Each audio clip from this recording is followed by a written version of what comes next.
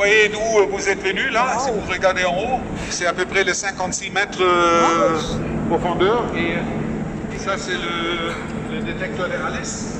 Vous voyez à l'intérieur il est vide parce qu'on a sorti les détecteurs centrales pendant ces 2 ans où on fait le shutdown, on refait ces détecteurs.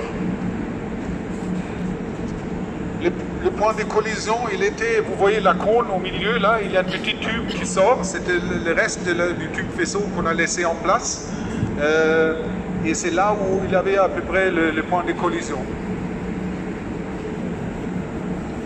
Vous voyez, il y a des portes à droite, à gauche. La structure rouge, c'est un élément solide-mondial. Il date des années 80. Il était déjà pour la première expérience au temps de l'EP. On a repris et la collaboration Alice a changé tous à l'intérieur. Mais c'est un élément qui est resté. Et même aujourd'hui, on parle d'un élément conventionnel. Un solide, ça veut dire la structure totale et c'est grosso modo, la plupart c'est à cause de l'élément, c'est 10 000 tonnes. Le tour d'Eiffel, c'est à peu près 8 500 tonnes. Cadres métalliques qui sont là pour tenir les modules de détecteurs. Parce que même on parle d'un détecteur Alice, il est composé de 20 systèmes différents, 20 sous-systèmes différents.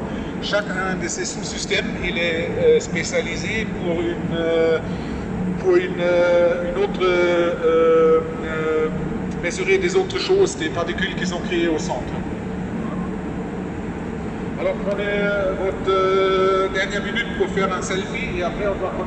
C'est les 4 ou 5 semaines ou 6 semaines pendant l'année quand le LHC fait du faisceau continu où il accélère des ions lourds. On veut quasiment dans ce point de collision créer un soupe qui est très proche de l'origine du Big Bang. Et dans cette condition, il y a cette plasma, des corps gluon plasma qui est analysé avec ce détecteur. On a dit c'est la ferraille qui est magnétisée, même on a arrêté l'aimant en décembre de l'année passée. Il reste encore un champ de fuite résidu qui est plus gros que les appareils de pacemaker tolérés. Alors si vous ne m'avez pas dit la vérité, vous avez un problème maintenant.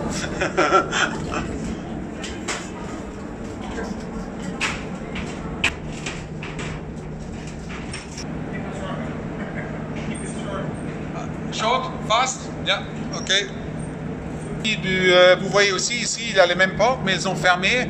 Elles ne peuvent plus être ouvertes parce qu'on a construit un détecteur derrière. On appelle ça le muon bras.